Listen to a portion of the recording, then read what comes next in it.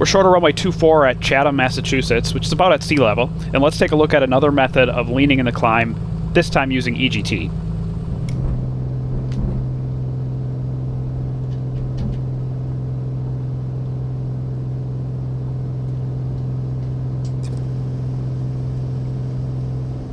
Okay, I'm reaching about 1,000 feet here, so I'm going to transition into a cruise climb. Turn the fuel pump off. I'm going to leave the throttle wide open as usual. This time I'm also going to leave the prop full forward. And now I'm going to note the indication of one of the EGTs. It doesn't really matter which one as long as we're consistent throughout the climb. So I'm looking at number 1 here that says 1285. I'm going to normalize the engine monitor so I can see any deviations from that more easily. And now all I'm going to do is lean to keep the EGT at right about 1285. So you can see as we climb and the mixture gets richer, the EGT decreases.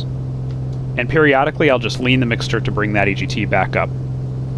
And it turns out that by doing that, it's keeping the fuel-air ratio constant at what it was shortly after takeoff. So I'll make a mixture reduction here. Now, I'm not going to stare at the EGT as I do that because EGT lags a little bit. I'm just making a little bit of a pull on the mixture. And then I'll look down and see whether I got it about right. Doesn't need to be precise. It's inching up towards about 1290 here, which is totally fine. I'm crossing 4,000. The EGT is around 1280. Again, I'm going to, while looking outside, just make a slight pull on the mixture. Glance down, I can see it coming back up toward the original value. Overshooting it slightly is completely fine.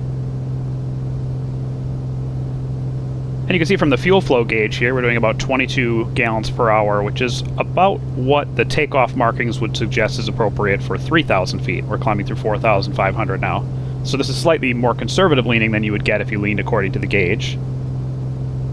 Climbing through 5,000 feet, we're still making 83% power according to the engine monitor. And all the CHTs are comfortably below 400 degrees. That means if we wanted to, we could get a little more aggressive with the leaning, go a bit closer towards best power and still have plenty of cooling margin to keep the CHTs reasonable. But I'm also getting good enough performance here that I'm happy with this. And I'll just continue to lean to maintain that EGT. So this is a simple method of obtaining a relatively constant fuel-air ratio throughout the climb, and it doesn't matter which EGT you use. This even works if you have a single probe EGT. We can even take this technique one step further and determine a specific target EGT to use on every takeoff, and more on that in the next video.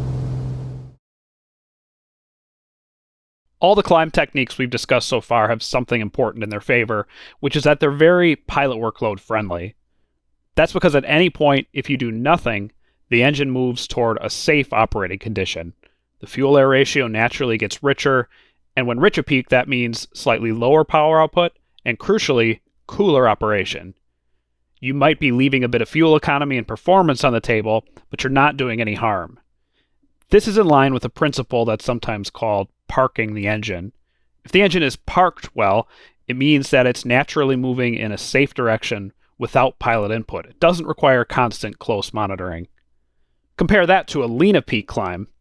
It's possible in airplanes with good fuel distribution to get lean to the red box even at high power outputs.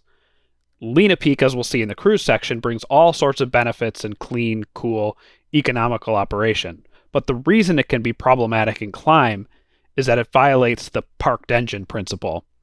Throughout the climb, without any pilot input, a lean of peak engine will get naturally richer.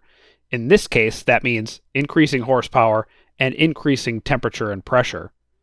So it's not that you can't climb lean a peak in the right airplane, but it does require constant pilot attention.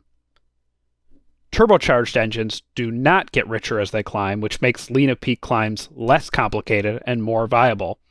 But in normally aspirated aircraft, they should be considered a demanding, advanced technique.